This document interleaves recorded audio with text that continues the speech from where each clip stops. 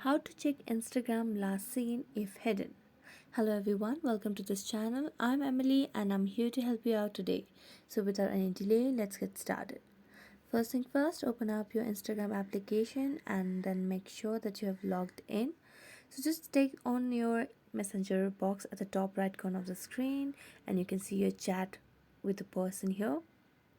So to check the last scene, what we're going to do is we're going to tap on our profile at the bottom right corner and then tap on settings, and here in the search bar we're just going to search for activity status.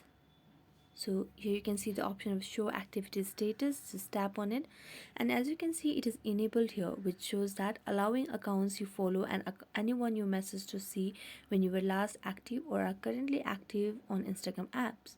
So just make sure that you disable this, because as you disable this you won't be able to see the activity status of other accounts.